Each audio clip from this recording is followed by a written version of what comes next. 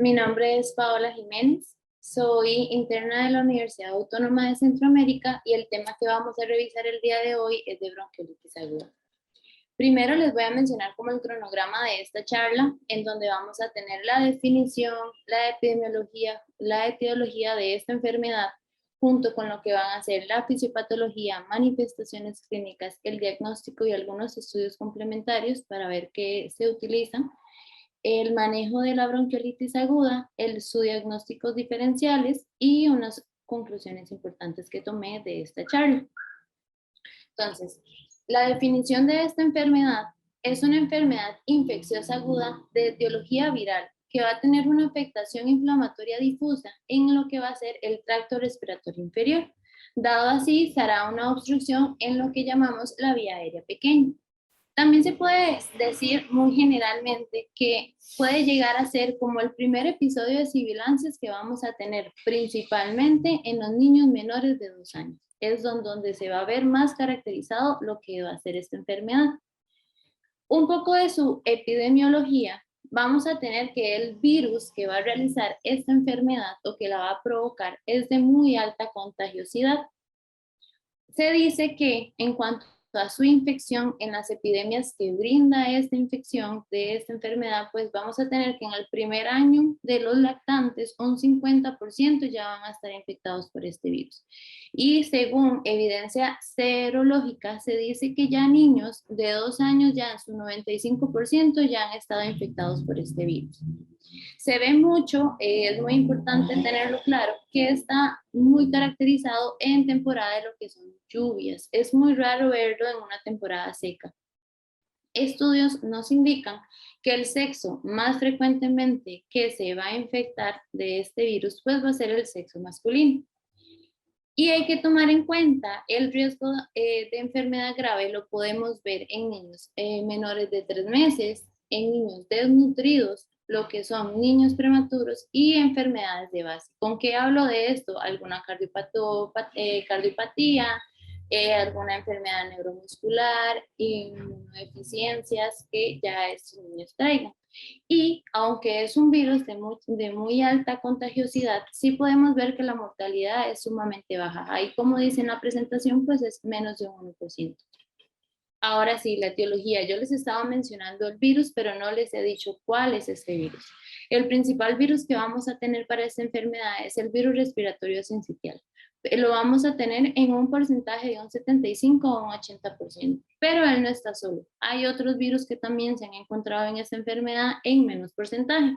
Tenemos el parainfluenza, el tipo 1 y tipo 3, y hasta un poco lo que va a ser el tipo 2 en un 10 a un 30%. Los adenovirus en un 5 a un 10%, y los menos frecuentes, pero no menos importantes, es el rinovirus. Ahora, tenemos que tener en cuenta cuáles son los medios de contagio en esta enfermedad. Depende de lo que es el virus. Y aquí el que nos interesa principalmente es el virus respiratorio sincitial. Él se va a transmitir por 2 maneras de contacto. Vamos a tener el contacto directo, que va a ser de persona a persona, o cuando en los juguetes de los niños se encuentran infectados por este virus, pues ahí es la manera indirecta en cómo ellos también se van a infectar. Ahora, como les mencionaba, depende del virus, así va a ser su medio de contagio. En lo que será adenovirus y lo que va a ser influenza, es más que todo en las partículas que se quedan en nuestro aire, como que nos van a afectar en la vía respiratoria, las gotas, cuando la persona estornuda y en cuando la persona tose. En lo que va a ser su fisiopatología, que es bastante importante, pues vamos a encontrar que en la bronquiolitis aguda inicia con una inflamación excesiva y un aumento de producción de moho. Esto nos va a llevar a una necrosis de lo que son las células epiteliales bronquiales. Ahora, ¿qué sucede? Llega el virus, lo infecta y va a afectar lo que son principalmente las células epiteliales nasofaringes. Y ya en un periodo de lo que va a ser de 2 a 3 días vamos a tener lo que va a ser ya una diseminación total en lo que va a ser la vía aérea inferior. Ahora, esta inflamación excesiva que les estoy mencionando pues va a caracterizarse por una infiltración peribronquial y un edema submucoso, pudiendo el daño tisular ocurrir por una lesión viral, ya sea de manera directa o de manera indirectamente por la activación de la respuesta inmune excesiva. Ahora, de este daño y esta necrosis que les estoy comentando, pues se nos va a generar una obstrucción del flujo de aire, ya sea parcial o total, dando así que se va a ver, va a existir un atrapamiento de aire en la vía distal. Y ya generalmente todo esto se nos va a manifestar con lo que va a ser una hipoxemia y con un aumento en el trabajo respiratorio. Ahora, manifestaciones clínicas que vamos a ver en esta patología, pues el niño va a iniciar con una infección inespecífica en las vías aéreas superiores, en donde en un periodo ya de 1 a 3 días vamos a contar con rinorrea, una tos seca, tos productiva, podemos ver un comportamiento hasta conjuntival, otitis media y lo que podríamos ver fiebre. Ya después, en un periodo, cuando esta fiebre se ha disminuido o se ha ido, pues va a existir un compromiso en la vía aérea ya inferior y aquí ya vamos a empezar a ver lo que es un distrés respiratorio. Tos, taquipnea, tirajes intercostales y ya en niños con un compromiso muchísimo mayor, pues vamos a tener lo que son quejidos y lo que va a ser aleteo nasal. Al momento de la auscultación, en estos pacientes, las manifestaciones clínicas que vamos a encontrar es una aspiración prolongada, estertores y las sibilancias que también les mencioné en el inicio de la definición. Y dependiendo de cómo se encuentre nuestro paciente, pues va a haber afectación tanto en la alimentación como en el descanso de este niño por este diestrés respiratorio que nos vamos a encontrar. Sobre una nota que les quiero dejar muy importante es que en los niños prematuros hay un síntoma que es la apnea muy común en ellos que puede ser el único que se vaya a encontrar como signo de esta infección de la bronquiolitis aguda. Entonces es muy importante que tengamos en cuenta que en los niños prematuros solo esto puede ser que solo solo la apnea nos aparezca al momento del examen físico. En cuanto a lo que va a ser su diagnóstico, todo va a ser manera clínica, con la historia clínica que estamos realizando, el examen físico, cuando hacemos la auscultación. Acá así es como nos vamos a llegar a poder definir lo que es este diagnóstico. Y es muy importante porque también les mencioné sobre el distrés respiratorio y la dificultad respiratoria. Entonces, tomar muy en cuenta la saturación de oxígeno de estos pacientes. Ahora, vamos a hablar sobre estudios complementarios, que aquí les dejo una lista en donde realmente, como les estoy mencionando, su diagnóstico es clínico y son estudios que no son de rutina y que realmente no son necesarios al inicio de nuestro diagnóstico. Entonces, digamos, acá la radiografía de tórax realmente no se utiliza de rutina, no se ha visto que tenga una significancia característica en nuestro diagnóstico, no por hacer la radiografía vamos a llegar al diagnóstico de esta enfermedad. De igual manera, un hemograma o gases arteriales tampoco son de rutina, porque como les estoy mencionando y lo estoy recalcando, es un diagnóstico meramente clínico. Entonces, acá sí lo que puede suceder es que al momento de realizar un diagnóstico, tal vez vemos que el niño pueda llegar de nuevo, pero con una sobreinfección principalmente bacteriana, pues ahí sí tenemos que realizar un hemograma, pero antes de esto, de primera entrada, pues realmente no se necesita. De igual manera, las aspiraciones nasofaringes es una prueba que tampoco nos va a beneficiar ni siquiera en lo que va a ser el tratamiento de esta enfermedad. Entonces, son pruebas que son muy secundarias, no se necesitan como de primera entrada. Ahora, cuanto a medicamentos, acá hay una excepción que según estudios se estoy averiguando y dice que la adrenalina tampoco es de rutina, no es de rutina, pero sí dice que se han utilizado y que en los niños se ha visto beneficioso en la clínica cuando están en urgencias o están en internamientos. Entonces, lo que sucede es que dicen que se puede hacer individualmente como el estudio e intentar y ver y manejar individualmente este paciente para ver cómo responde a esta adrenalina. El bromuro de hipatropio no es necesario en estos pacientes, no se ha visto que haya mejorado manifestaciones clínicas en nuestro paciente. Los corticosteroides, muchas veces, según estudios, hasta un 60% de médicos utilizan los corticosteroides porque al momento de que llegan, realizan la historia clínica, averiguan sobre antecedentes heredofamiliares y tal vez hay familiares con asma, con rinitis, con alergia, y pues utilizan corticosteroides, pero tampoco se necesitan de manera de rutina. Y los antibióticos, pues estamos hablando de una enfermedad viral, por lo cual tampoco se va a utilizar. Ahora, su manejo. Acá les dejo lo que es un flujograma, lo agarré de lo que es el Hospital Nacional de Niños sobre el manejo de esta enfermedad. Entonces realizamos la historia clínica, el examen físico, vemos las manifestaciones. ¿Y qué pasa? Si vemos un paciente que se encuentra en buen estado general, que está tolerando la vía oral, que no hay datos de dificultad respiratoria y tiene una saturación mayor o igual de 92%, pues lo que vamos a hacer con este paciente es egresarlo al hogar. Y eso sí, nuestros pacientes nunca se pueden ir, o los padres de nuestros pacientes no se pueden ir sin una educación de signos de alarma, para que si en algún momento el bebé o el niño menor de 2 años tiene alguno de estos signos, pues que se devuelvan a nuestra consulta para poder hacer una nueva revisión.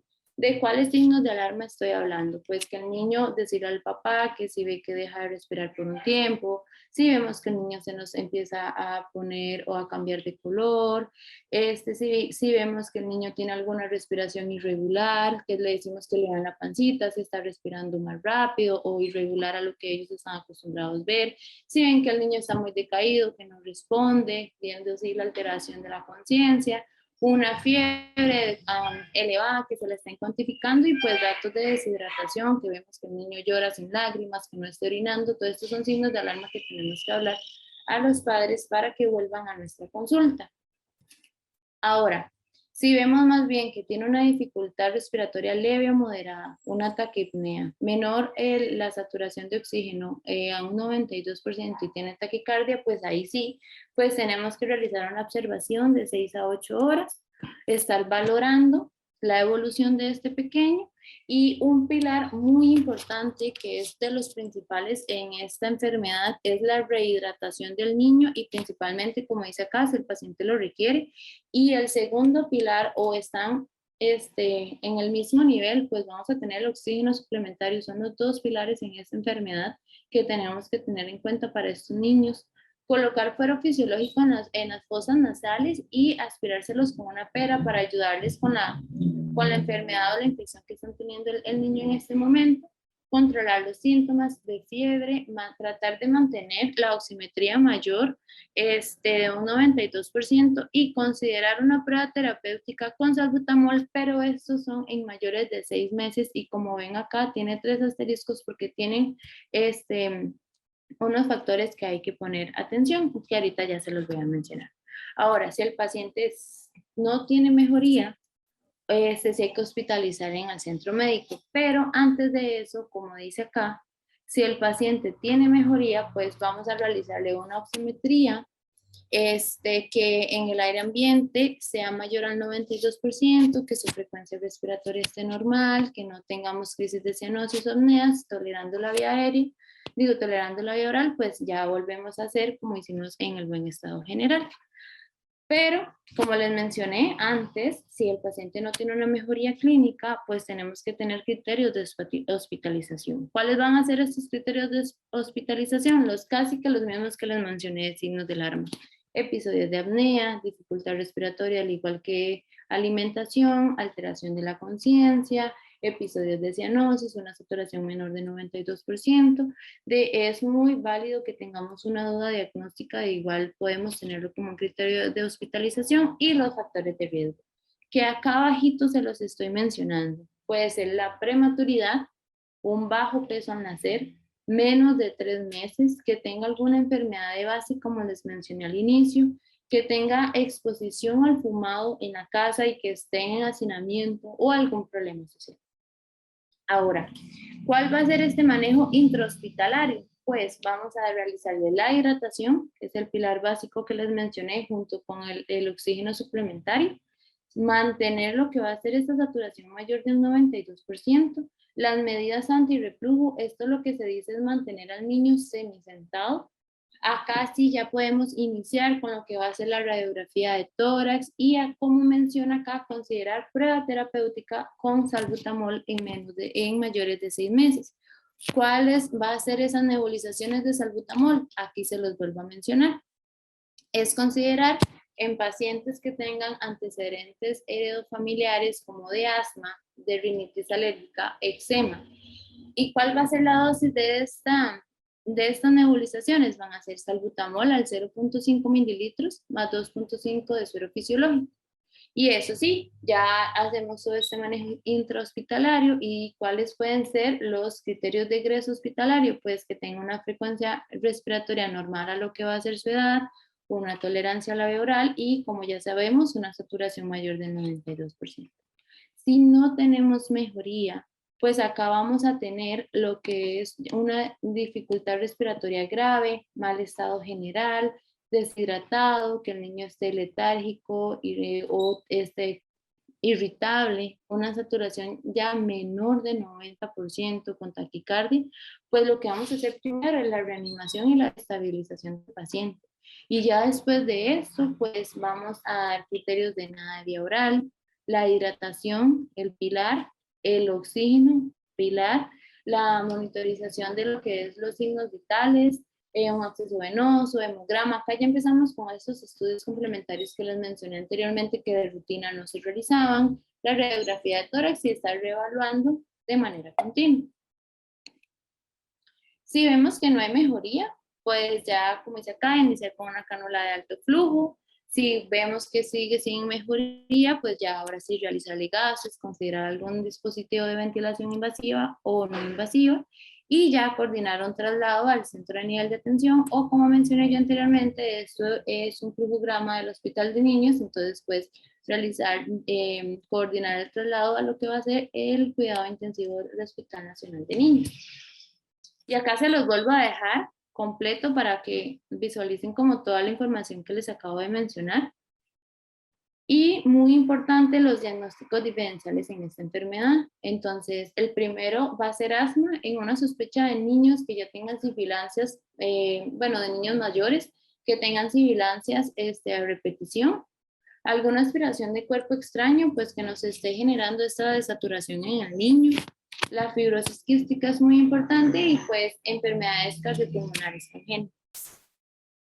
Acá les dejo lo que es un resumen de lo que es la exposición o la charla que acabo de brindar, en donde nos genera las causas, como principal el virus respiratorio sincitial, los factores de riesgo, un tabaquismo pasivo, alguien con tos, secreciones, un adulto resfriado, los objetos de los medios de transmisión, los síntomas, la rinitis, tos, fiebre, los tratamientos, la hidratación, la limpieza del niño.